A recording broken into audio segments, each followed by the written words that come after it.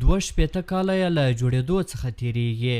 د ګلبهار بند له جوړېدو سره د مستې څپې ارامي او خلکو ورڅخه ګټه اخیستنه پیل کړه. د په پروان ولایت کې د چین هیواد له لوري د ګلبهار بند او د چاریکار عمومي کانال پروژه ده چې د جوړېدو چارې یې په 1440 شمسي کال کې پیل شوې او په 1450 کال کې پای ته ورسېدې.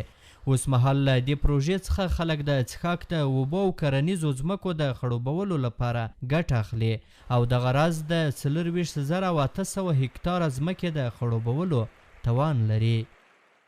خود ما مزینمیت ها و قره‌باغ ما خپل له دې ځای څخه نیولې د کابل تر قره‌باغ ولسوالۍ پورې په دې پروژه کې کار کړی دی. یوې خواته هم اوبه نه تللې، په همدې خوړ کې به بې ګټې روانې وې، خو له کله چې دغه بند جوړ شو ټولو خلکو ته اوبه ورسول شوې او هغه لاندې خلکو ته یې د کرنې حاصلاتو او ټولو برخو کې ډېرې ګټې وکړې. موږ ټول خوشحاله یو چې دغه بند زموږ د خلکو لپاره جوړ شوی دی. د سیمې د یو شمېر اوسیدونکو په خبره چې د ګلبهار بند تر جوړېدو وړاندې دغه اوبه د دوی په کنټرول کې نه وې او چا ورڅخه ګټه نه شوی اخیستلی. د دوی په خبره چې کلونه دا اوبه همداسې بې ګټې روانې وې او ان د څښاک د اوبو لپاره هم ورڅخه استفاده نه کېده. مشکلات اینم قدر حل شد که مثال از اینمی زموږ ستونزې له دې پروژې سره ډېرې حل شوې. له دې ځای څخه نیولې د بګرام تر 2 سړکۍ پورې دغه ټولې کرنیزې ځمکې د همدې پروژې له لارې اوبه کیږي. پخوا موږ ستونزې ډېرې درلودې، ډېر لرې به د څښاک په اوبو پسې تلو. اوس شکر دا دی د کورونو مخې ته مو اوبه روانې دي. موږ خپله له دې اوبو څخه د څښاک او کرنیزو ځمکو د اوبه کولو لپاره استفاده کوو. دې پروژې موږ ته ډېرې ګټې رسولې دي. په پروان ولایت کې یو شمېر بزګران هم وایي چې د ګلبهار بند او د چاریکار عمومي کانال پروژې له جوړېدو وروسته د دوی په کرنه کې د پام وړ بدلونونه رامنځته شول او تږې ځمکې یې د همدې پروژې پر مټ اوبه شوې. دا پروژه د چین هیواد له لوري جوړه شوې ده. د همدې له برکته مو ځمکې ټولې اوبه کیږي. موږ ډېر ورڅخه خوشحاله یو. موږ ته یې خدمت کړی دی. موږ ان د جنګلک څخه اوبه راوړي د څښاک لپاره.